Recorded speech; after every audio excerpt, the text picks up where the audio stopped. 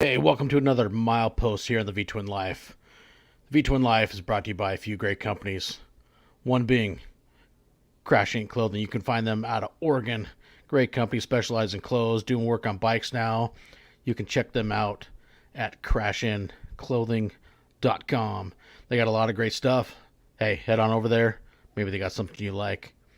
And we can't forget Wild Ass. You like pounding miles, you like riding, you want to be in comfort?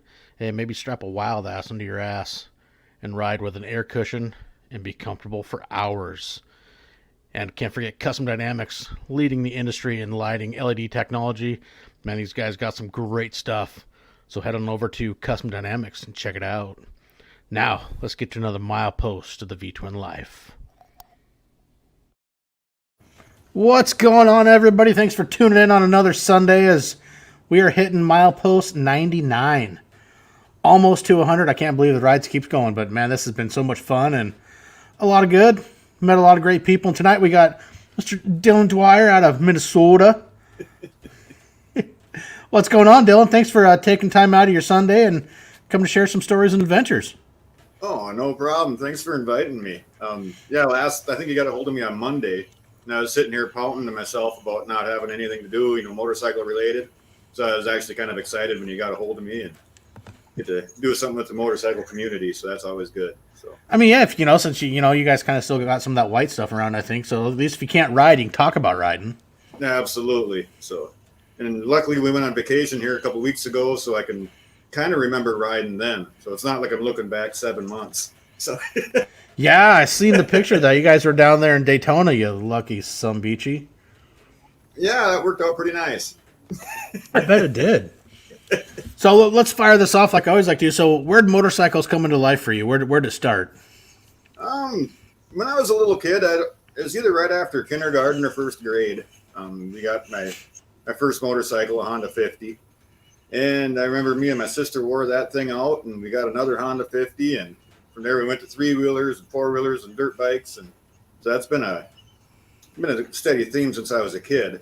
And even like bicycles, basically anything where I'm straddling it and I'm behind handlebars, I'm pretty happy. And, Yeah. And then street riding, I'd say my early 20s, somewhere in there. I was working at a motorcycle dealership, and of course, part of the job meant test riding bikes and everything else. So I got my endorsement for that. And I spent a few years borrowing bikes from the shop. We always had like 50 used bikes in inventory. So I just, bring my truck to work on Monday, park it, and I usually didn't bring my truck home again for about a week. I just rode bikes back and forth everywhere and went for cruises at night. Nice little advantage.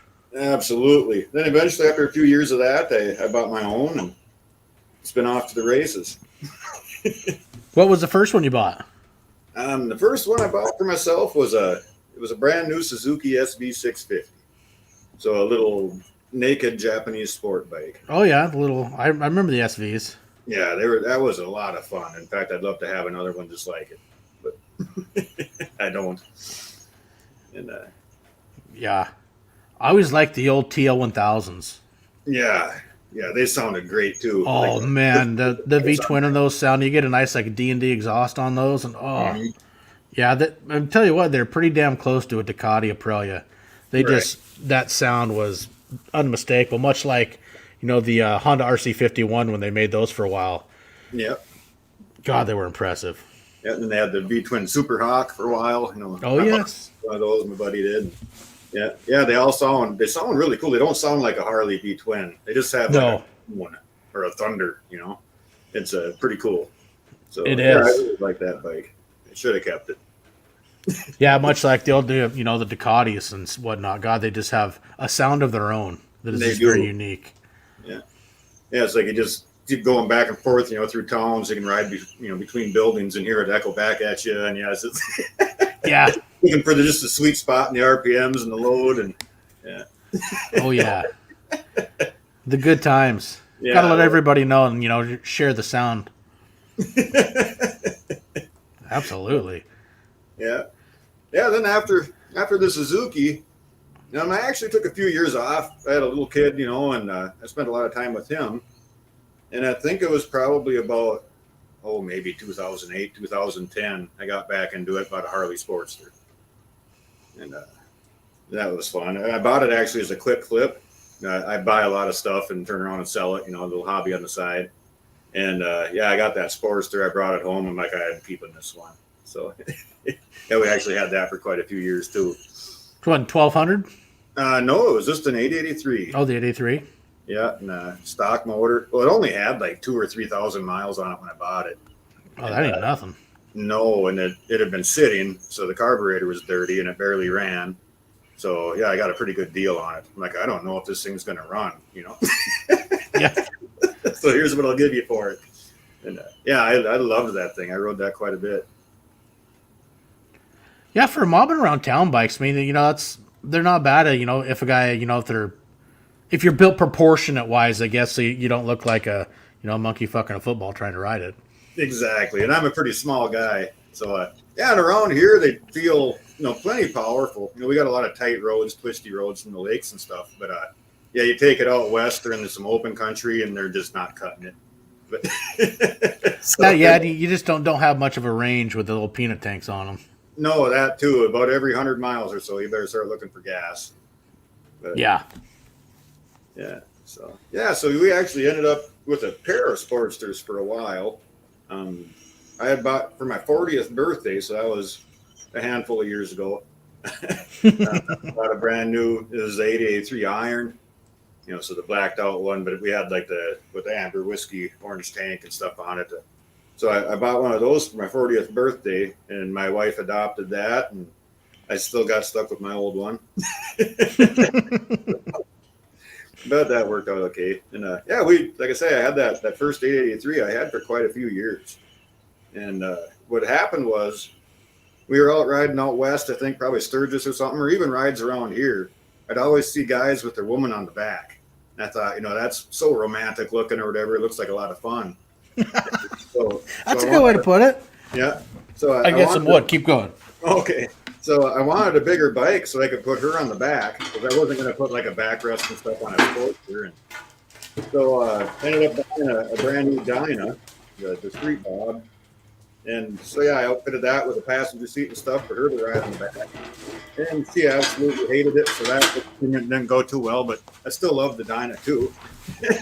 So anyway, where were we? Okay, so we went from that to the Dyna. So we had a Dyna and a Sportster for a while. And then, my wife had a little car crash where it was giving her, afterwards she had problems with her shoulder and her neck and stuff like that. And the Sportster wasn't cutting it for her with the vibration and everything else. So she ended up buying a bigger bike. So she got a Softail Deluxe, brand new nice. With the M8 and stuff on it. And of course she put a windshield and stuff on it. So she was all pretty well equipped for the highway. And so I had to get a highway bike myself. And that's when we moved up to the Road King, which I'm currently riding. And we've got your Road King? In the mix at the same time. Yeah, we'll get to the chopper in a minute. But what year's your Road King? It's a 2011. I wasn't too sure about going with a bagger because I'd always ridden littler bikes or whatever, and I used to pick on bagger people a lot. So, so I decided to go with a used one. Yeah, we found a good deal on a used one, and I picked that one up. So. Nice. I've seen pictures of it on some of the Wild Ass posts and Craig's posts, and it looks pretty nice. Yeah, it's pretty clean. Minnesota sucks for riding, but it also means the bikes stay really new and low mileage for a long time. So it's easy to find a nice used bike around here. How many miles are on that when you found it? Oh, I don't know. Something like 10 or 11 or something like that. Jesus. Yeah. Which for a used bike around here is actually up there,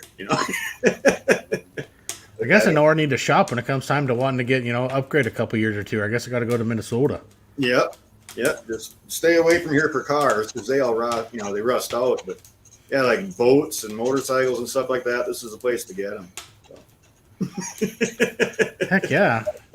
Find one that'll with barely any miles, just barely past break-in. That's freaking sweet. Oh, absolutely. Yeah, in fact, it probably had the original tires on it when I got it. So. Yeah. Yeah, good chance it did. Yeah, that Sportster I bought was pretty close to 10 years old. Yeah, and I think that had like 2,000 or 3,000 miles on it. Jesus. Unreal. Yeah. No, we put more on than that since we, once we get them. But Yeah. So what about that chopper in the picture you sent me that I was able to use for the podcast star? What's the story with that? Yeah, like I say, I like the smaller bikes. I kind of like my bikes raw. Kind of, no windshield, no bags, no nothing. If I can get away with it, there's a lot of times you just need that stuff. But, Yeah. but yeah, I'd always kind of liked choppers, and I always wanted my own. And through different jobs that I've had throughout the years, I got a little bit of a skill set to just go ahead and build my own. So yeah, we bought a old Sportster 1200 and we chopped it in half and started building something out of it. So That's awesome. Yeah, around here, like the custom bike scene really doesn't exist a whole lot. So like when we go to car shows, there'll be a motorcycle class, and it's usually like a stock street glide or whatever, with pipes on it or something, and that's all they ever have sitting there. And I thought, well, I got to build something for this. And yeah, she's been a winner ever since. So what's it got for an engine in it? It's the 1200S, which it's a 1998. So the S motor, at the time they had the Buell series of bikes going on that were basically a Sportster motor. Mm-hmm. The Buells weren't selling really good, so they had all these engine parts left over for the Buells. So they took a Sportster, added piggyback shocks and some adjustable forks, and they added basically the dual motor to the Sportster, and they sold it as a sport, like a 1200S, the 1200 Sport. So it's actually kind of a rare model, and people didn't like the fact that they cut it in half. I posted a lot of pictures and stuff on like Sportster forums and stuff and Sportster pages on Facebook, and yeah, they had a fit. But I was able to sell like the forks and stuff for quite a bit of money, and got quite a bit of money for the shocks, and that went a long ways towards the build. So, yeah. So yeah, that's been a fun bike. It actually, it looks like it's miserable to ride, but it's really not. On the highway, it works fantastic. It's real stable. It's got more rake than normal, and you feel every crack on the road because it's a hardtail. But yeah, on the highway, it's really nice. It just kind of sucks like in stoplight traffic. There's no front brake, so you always got to be able to, have your right foot on the brake and put your left foot down. If you screw it up, you got to take your foot off the brake and you keep rolling. And so that's about the only trick, is just like in town. So, yeah, it's a fun little bike. And it scoots good too. Probably weighs 100 pounds less than a stock one. Yeah, it goes. Well, I bet. Yeah, it's sounds like fun. Yeah, it's the fastest bike in our fleet. I know that. Like, yeah, the wife's 107. Yeah, it walks right away from her, and so that pisses her off. Well, yeah, you ain't got much weight, but you got a good little amount of power, a good power plant, and you're gonna move along.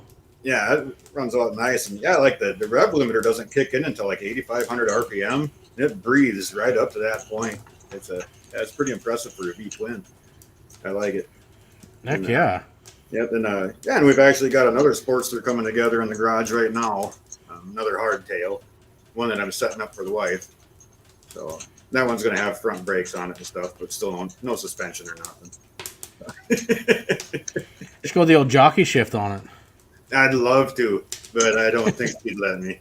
So we're going to keep this. That'd be cool. The old hand clutch and jockey shift that thing. Yeah, that would be fun. Especially with no front brakes. You'd basically have to have both your feet on the pegs when you come to a stop, and then I don't know how you do it. Yeah, that's a good point. That could be. Yeah, it'd be interesting. I guess you just have to really just hold the clutch and. Well, no, because you'd still, if you hand shift it, hand clutch, you still got your left foot. No, I suppose the hand clutch. Yep. Yeah. Yeah, the hand clutch on the shifter.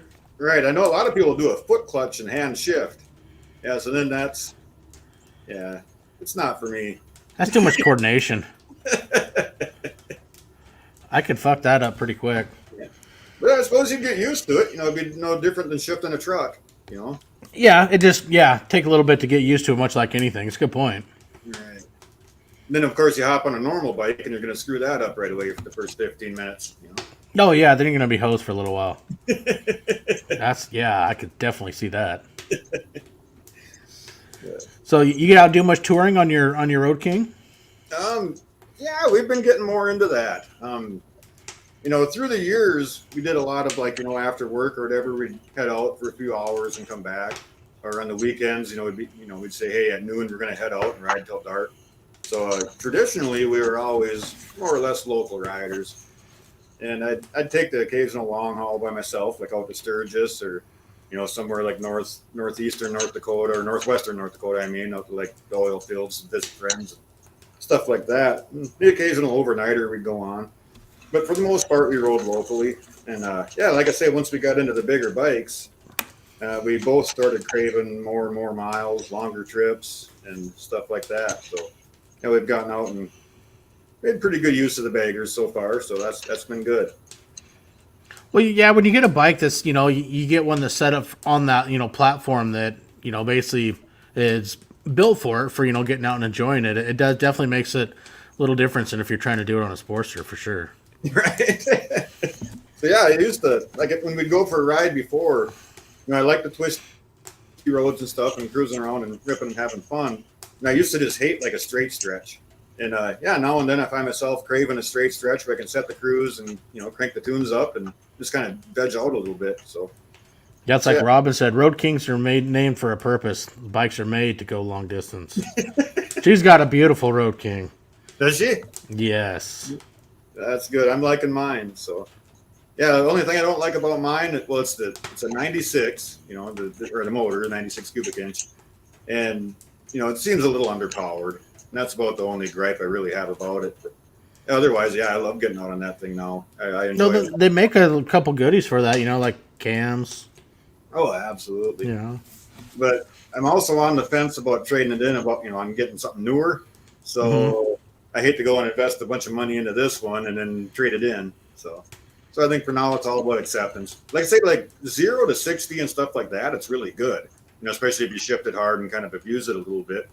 But it's just like on the highway, like if you're on the interstate or something, and you're trying to pick your way through traffic, like in the 80 to 100 mile an hour range, it just kind of lacks, Yeah, and I can understand. I mean, mine started mine's an 04, so it started as an 88 with a 95 in it. Then mine's got a set of gear-driven cams and the intake, slip-ons, and some of the goodies, and it makes a big difference. Kind of wakes them up a little bit, but it's not overpowered. But it gives you that with the cams that mine got in, some good low-end torque, and it did help a lot, cruising-wise. But it's no powerhouse like these, the 128s and all this stuff that a lot of people like go bigger and bigger and bigger. But for me, it's I think take a build and you go towards longevity, you give yourself a little bit more, but still not sacrifice the life of the motor.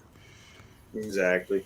Yeah, it always ends up being a trade. No matter what kind of motorsports you're in, more horsepower means less reliability, and vice versa. So yeah, you got to find a good balance there. That's for sure. So yeah.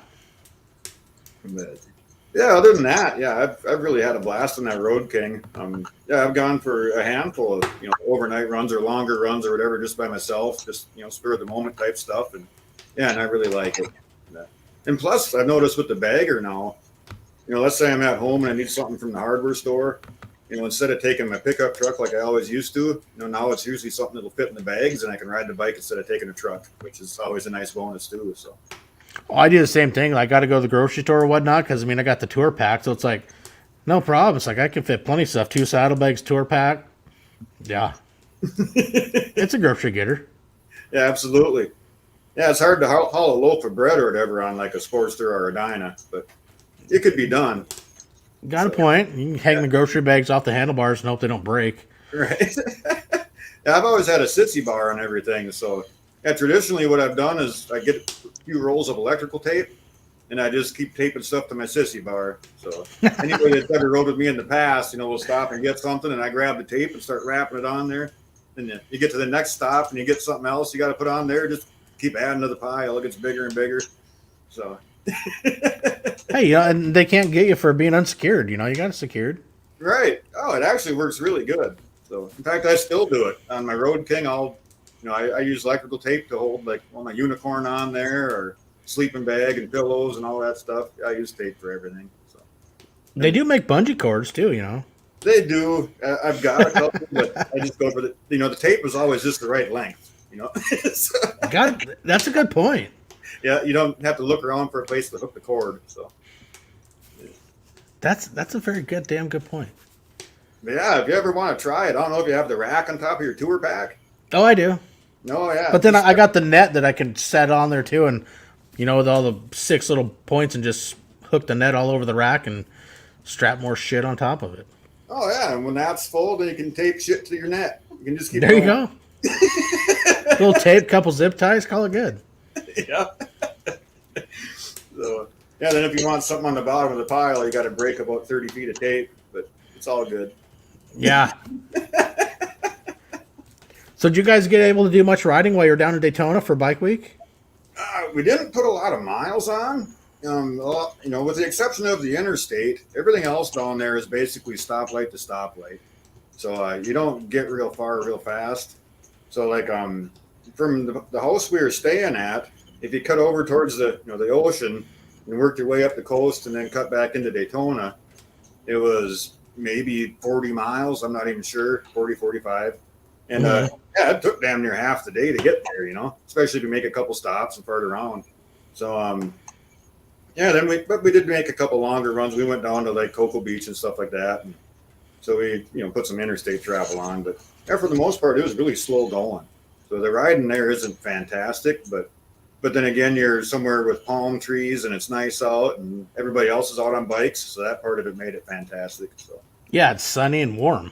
Right. So yeah, not the greatest biker vacation, but still an awesome vacation. You're not sitting in a rental car; you're on your bike. So. Yeah, which is nice, especially if you're down that area. Yeah, absolutely. So yeah, we had a good time down there. But yeah, miles wise, I don't think we did real great. But oh, my wife's son. Ran 6. I think we did like 600 miles in 5 days. Well, it's like you talk about going to stores. My wife, I annoyed Denver by giving him a 3-item grocery list yesterday. He rolled his eyes, said, "All right, I'll take the bike." The store, well, it's maybe a minute away, and yeah, I was gone for an hour to get to the store. Couldn't help it. The highway was there. Might as well take a left turn, go out this way, dink around, take a U-turn. Right. Yeah. I made it to the store. I buy a lot of stuff from the hardware stores, like, nuts and bolts or whatever, sandpaper. It seems like something like that all the time. And yeah, so I know I've been to just about every Ace Hardware in the state. So like I know there's one like an hour and a half from here. We'll go check that one out. So yeah, Springer Mike. So where he was curious where you at in Minnesota, and if you ever made it into Wyoming. Yeah, I've been through Wyoming in 4-wheels a lot, but yeah, we just clip a little bit of it now and then in Sturgis. As far as Minnesota, yeah, we're in Brainerd, which is like smack dab in the center of the state. So yeah, if you look at the map, we're like right in the middle. Yeah, home to Wild Ass World Headquarters. It is. Yeah, my house, I'm only 10 minutes from there. So, in fact, if I head towards town, we're out in the country. If I'm heading towards town, his shop would be one of the first buildings I see. So. Well, it's kind of funny. I mean, you got your Wild Ass shirt. I got one of the new ones, the United We Ride, Let's Go Brandon shirt on. Yeah. Make your ass great again, right on the back. Yeah, I think I've got your shirt too. I'm glad I didn't wear that one. We would have looked silly. So. Oh, yeah. Good times. Yeah. Yeah, I know, like as far as Wyoming is on motorcycle, we pretty much just hit like the extreme eastern part of the state. Like we've been up to Devil's Tower and stuff, a lot. And I know that there's Topless Tuesday in Montana during the motorcycle rally, so we clipped through Wyoming to get to that. So, yeah, as far as Wyoming goes, yeah, I've been down around, like, I think it's Sundance and Gillette, stuff like that. I think that's the right names. But, yeah, it's pretty countryside. I like it. Yeah, Iowa Hog Rider. He was just in Lynchfield last week. It must be close to you. I think that's down in kind of like southeast Minnesota, if I'm not mistaken. Just Brainerd, home to the Babe, the Blue Ox. Absolutely, that's the place. And yeah, in fact, Paul Bunyan and Babe the Blue Ox. Yeah, they used to be right in town. Then, oops, where did I go? Am I still here? Oh yeah. Oh yeah. Hey, thanks for tuning in, Robin. You have a good day over down in the land down under in Australia. But yeah, nowadays Paul Bunyan land is like 4.5 miles from my house, so they're out in the country now too. I think I've been to that one time, but they have Paul Bunyan land. Oh, absolutely. Yeah, it used to be a big deal. Was it like a little amusement park or something? It is. And then they got Paul Bunyan himself. He's well, at one time he was like the world's largest animated statue or whatever. He'll wave at you and moves his head back and forth and his jaws go. Yeah. Yeah, so like if you're a little kid, when you're going in or going through line to get in, like they'll sneakily kind of ask your parents, what your name is. So when you walk in there, Paul sees you and he says, "Hey, it's Denver. How you doing, Denver?" Yeah, it's a big deal. Interesting. I didn't know they had Paul Bunyan lands. I learned something tonight. How about that? Oh yeah, you'll have to come check it out. So That's good. So I've heard there is some good riding up in you get up northern Minnesota, call that the UP. yep. Yeah, that's up the North Shore there. I guess most of us call it the North Shore or the Arrowhead. Michigan has the UP. The UP. Oh, that's right. That's right. Sorry, I was listening to Charlie Burns occasionally. Dude, that dude is funny as hell.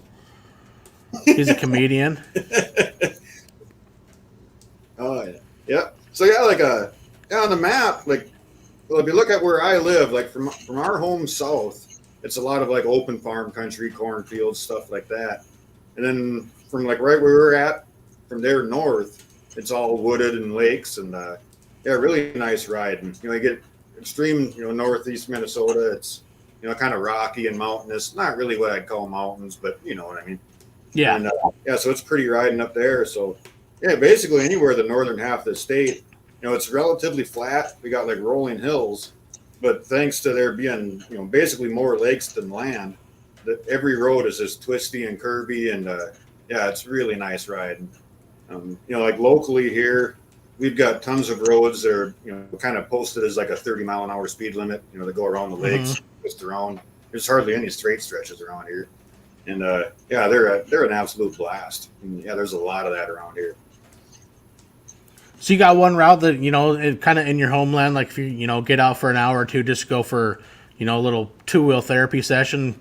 Is there one particular area that you really enjoy getting out and riding through? I do. And like around here, we've got it's called County Road 77, but it loops around Gull Lake, and that's kind of like the locals' favorite. Like on a given night, there's going to be a lot of motorcycle traffic out there, and but that's kind of out of the way for us. But yeah, I've definitely got some county roads around here, like right next to home. I've got a few different loops that I make. Basically like 50-mile little routes, and yeah, I love it. So yeah, a lot of times, like I said, I don't drink. So in the evenings after work, a lot of times I'll come home and eat a quick dinner, and off I go for an hour or two.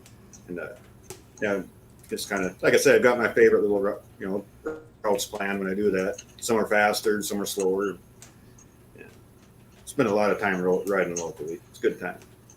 I can see, and that's the fun part is that you get out on the I love riding the back roads and the side highways and the side roads.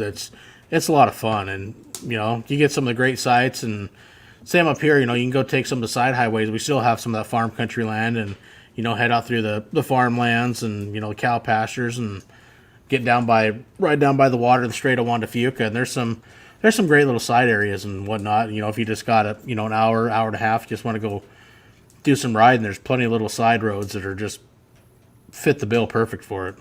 Oh, absolutely. Yeah. So yeah, like I say, around here, we've got so many little county roads. They're beautiful and twisty.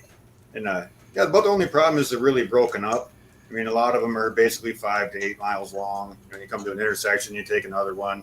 So it's not like you can get on one and just cruise for a couple hours. And that kind of sucks, but you're still out there having fun. And yeah, the scenery around here in the summer is great. In the winter, it's misery, but we kind of earn the summers we get. So. Yeah, I got Brad, Iowa Hog Rider. Lynchfield to Brainerd's only about 4 inches on the map. Yeah, that ain't so bad. Yeah, I was born down by Wilmer. I think Litchfield's kind of down in that area. I'm not sure, but yeah.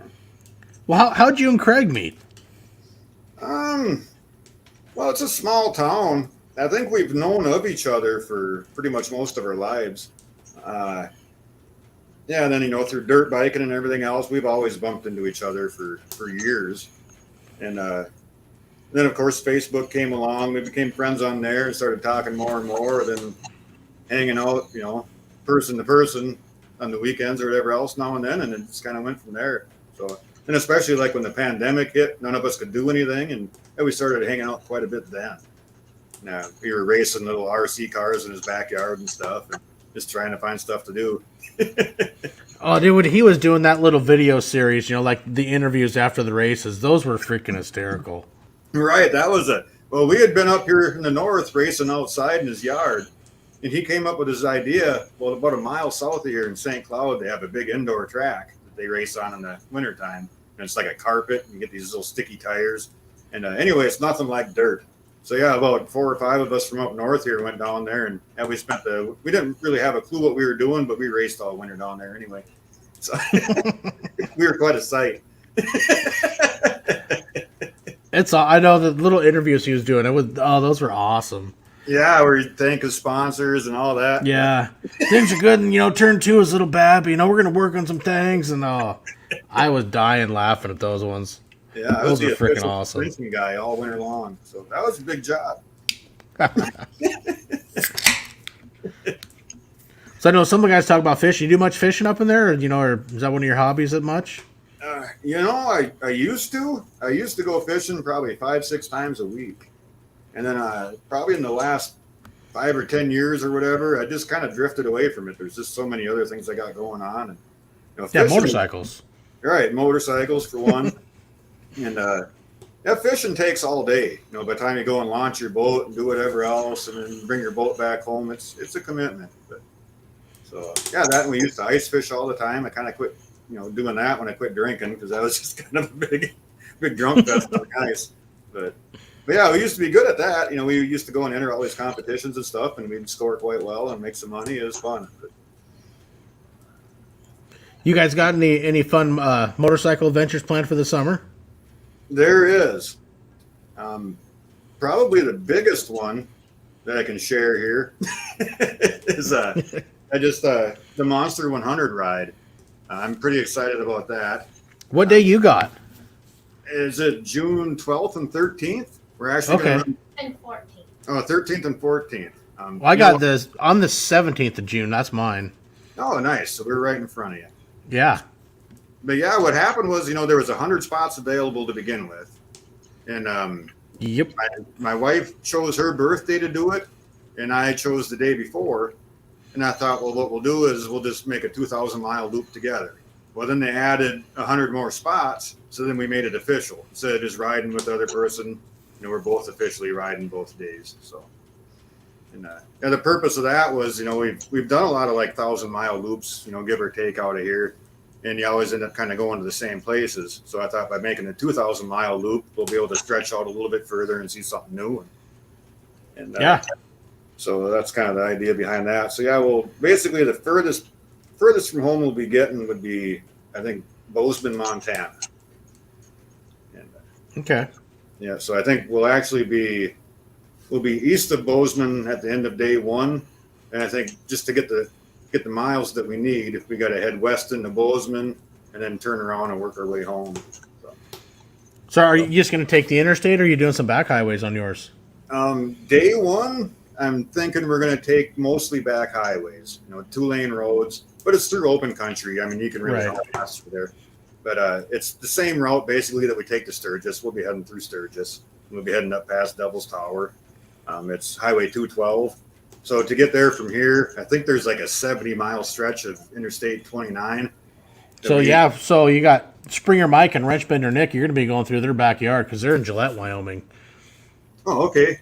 I suppose, I don't know if we're going to go that far south or not. We probably will, yeah. I mean, Devil's Tower's, I think, a half hour, 40 minutes from their house. Well, we might as well go through Gillette. Then we don't have to shoot the opposite direction on day 2.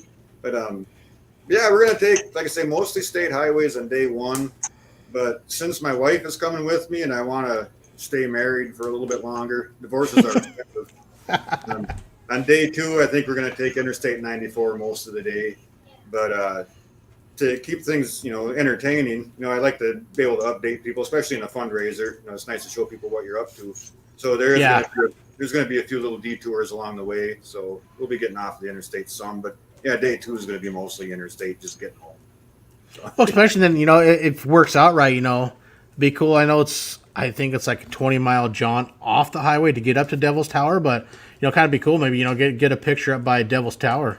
Oh yeah, we'll be stopping there for a picture. Yeah, you can see it from a long ways away. And, and that was one of the places we wanted to visit, but we didn't get there. But I remember going by it on the interstate. You could see it. It's a big landmark. Yeah, Big piece of rock. I don't remember the name of the highway that runs through there, but yeah, you can get pretty close to it right off the highway. I'm sure Mike or Nick, one of those guys, can pine in a chat what the highway is that goes up by Devil's Tower. Yeah, and then there's a gift shop there. Even from the gift shop parking lot, well, there's a gas station too. So yeah, you can get really close to it there. So if you got to stop for gas anyway, stop there, get your gas, take your picture, and hit the road. So yeah. And at the gift shop, they've got a little tiny kid there that's always scamming people for money. So keep an eye out for him if you do go there. So. I think that kid's making a fortune. We've seen him there year after year. So. Hey, might as well take advantage of it. I guess it works for you, Maybe he's trying to put himself through college, Yeah, maybe. But so yeah, that's one of our rides that we're doing. And then I had some other stuff planned, but then like Riot came out with all these monster rides, the 500, the 1000s, the 1313. So I think I'm going to stay pretty busy with a lot of those. So like even like the 1313, I sit here on Google Maps and I'm just kind of plotting little places. It's like, oh, this is not far enough. But if I go here, I'm at 1275. So then I just got to add this. And I keep myself busy looking at maps. So yeah, I find myself the same thing looking at some of those. Even like some of the smaller ones, like 507 and 12 hours. That's fucking simple. It's like I can go here, there, and yeah, the big one though would be fun, the 48 Capitals. But man, I don't have that time to go do that one, but it'd be freaking awesome. All right, I don't have time for it this year. That's all I'll say. Sounds good. But yeah, it's not in the cards this year, but we'll see. So yeah, I think that's to go to the Capitals. I think it's like 13,000 miles. It's somewhere around there, yeah. Yeah, I think if you just clip the edge of every state, it's only like 8,000 miles. But yeah, if you're going into the Capitals, it adds quite a bit, which makes sense, Yeah. So yeah, that's a pretty big stretch. It is. So how'd you find Mile Monsters? I suppose it was originally through Craig. We were on, Craig does his annual memorial ride, even though he's still alive. And, which is a great idea. I got to admit, though, that's not a bad idea. Yeah. And Riot showed up on one of those. And, of course, at the time, Hopper was out, somewhere like in the last, 2/3 or whatever that of his, 100,000-mile ride. Yeah. And so we heard about that. We started following that stuff, and it just kind of grew from there. So I'll kind of credit, Craig, Riot, and Chris for leading me there, I guess. So. Yeah.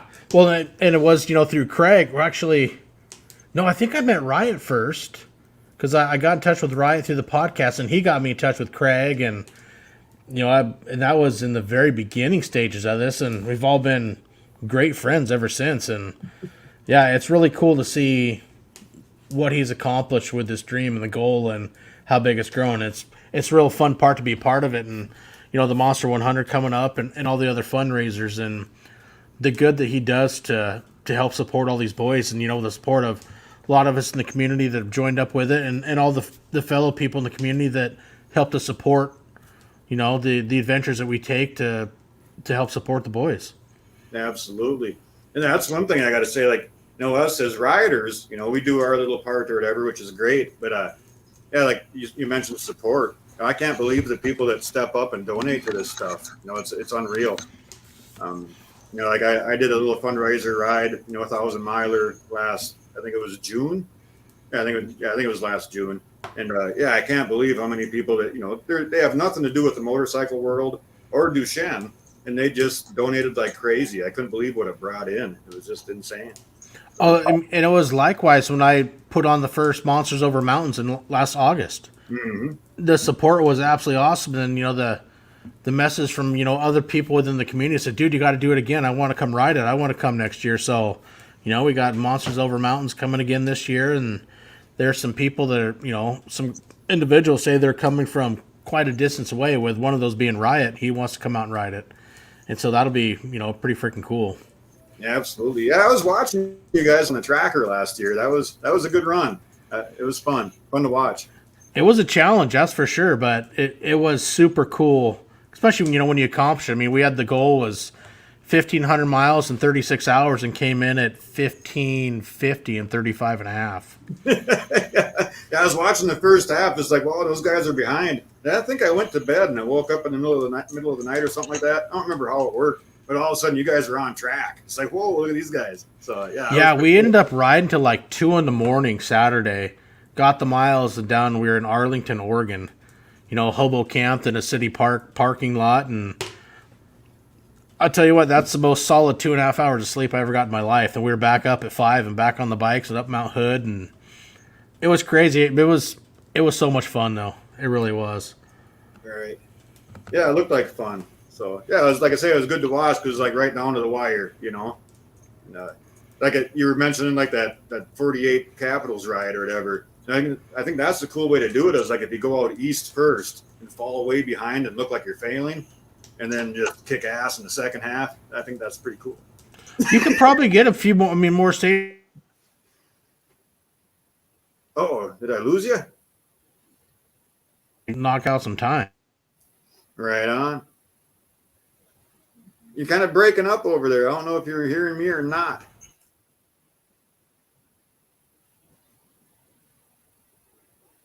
I think it's because you're on Wi-Fi.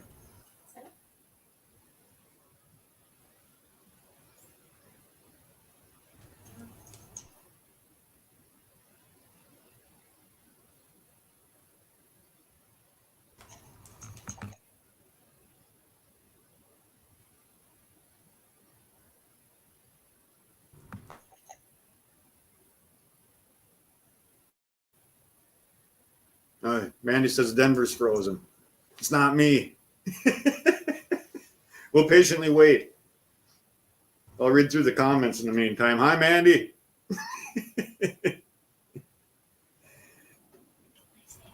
Mm-hmm.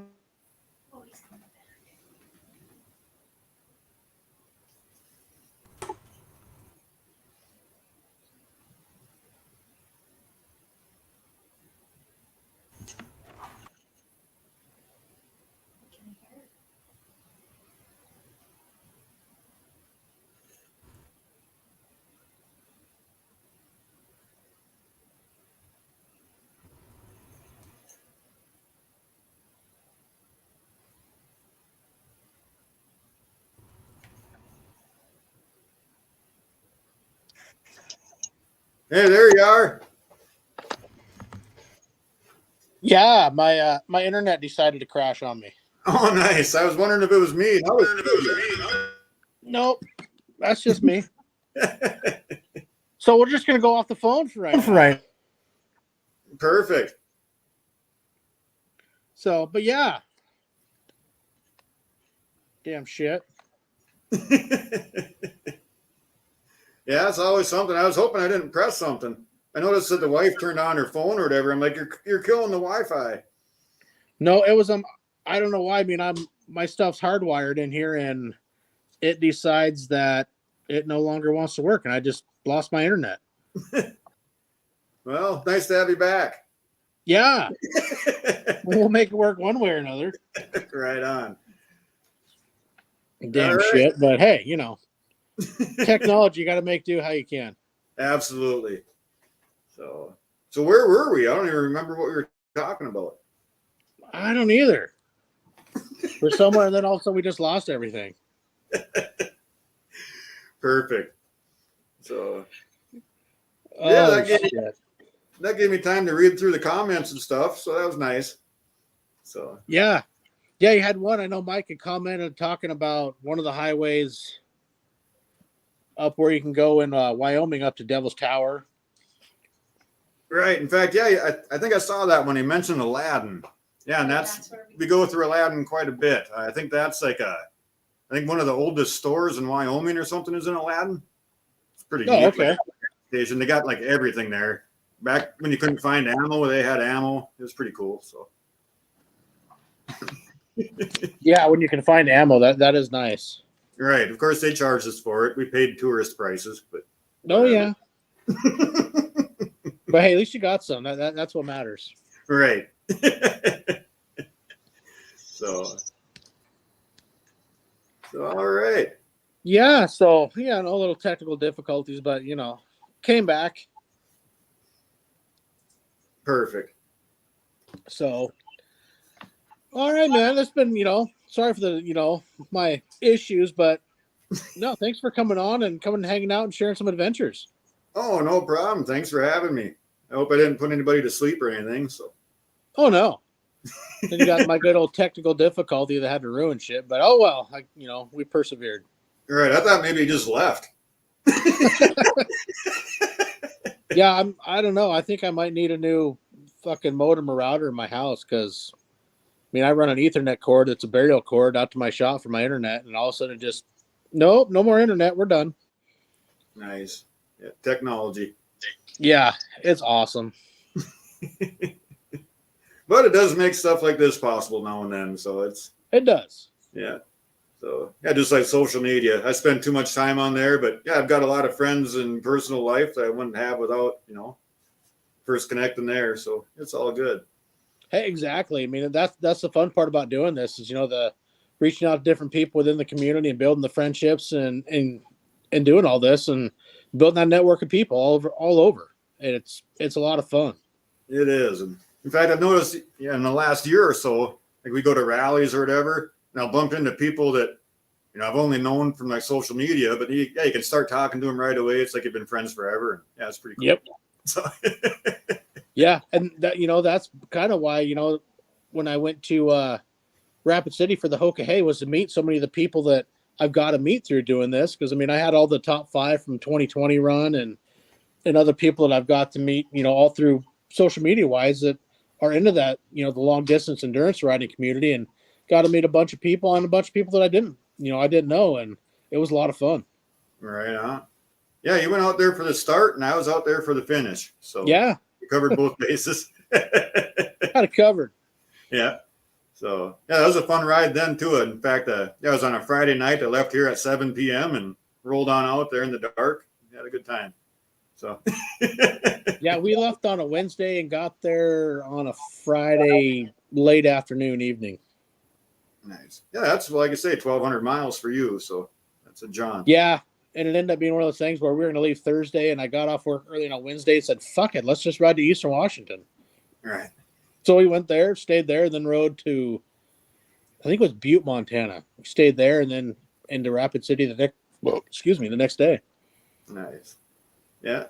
Yeah, that's what I usually try to do that too. Like we'll try to get an early jump the night before, but then, you get going and I just keep going.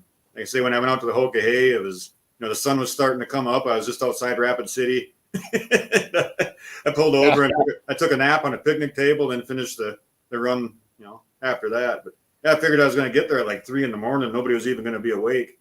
So I had to stall for a while and made the best of it. Yeah, there you go. You make it work. You're right. It's all the adventure and the stories from it.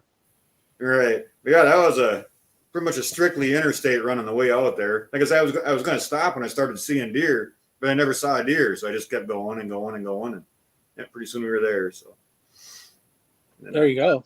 Yeah. Then of course, after that, the ride home was a lot of fun. I had basically 2 days to complete like 500 miles because of course I got a jump start on it Saturday night. And yeah, that was fun. Yeah, we took a bunch of dirt roads through South Dakota and got out and saw some old farmsteads and stuff. It was pretty sweet. Oh, especially when you can take a short ride like that when you got a lot of time, man. You can really detour and see a lot of shit. Right, did a lot of farting around. So yeah, it's not always about crushing miles. You got to fart around. So yeah, this is true. Well, and that's part of you get some of these other places in the country you ain't been around. It's like, man, if you got the time, man, go explore. Exactly. Heck yeah. Good times. So exactly. So, all right, buddy, I'm going to jump off here and, get some dinner going. And, well, actually, it's already been in the crock pot all day. So, do that stuff. But, yeah, thanks for coming on and hanging out and shooting the shit. Oh, thanks for having me. If you ever need it again, I'm around. So, heck yeah, sounds good. All right. No, we'll see you probably in August. Heck yeah, buddy. I'll be there. Right on. So, all right, guys, hey, thanks for tuning in to Milepost 99. Next week, we got Milepost 100 coming. And, yeah, we got some stuff happening for that. So I'm not even going to share it. There'll be a link up. You guys can see it. But, yeah, it's going to be fun. You're not going to want to miss it. So, hey, tune in next week. It's going to be actually on Saturday, not Sunday. We will be going Milepost 100 on Saturday. So you'll see the notifications. So don't forget, follow us on YouTube, like it, and hit those reminders because we're coming on a day early. It's going to be a lot of fun. So until then, ride safe, have fun, man. Everybody enjoy that open road. We will catch you at Milepost 100 next Saturday. Later, guys.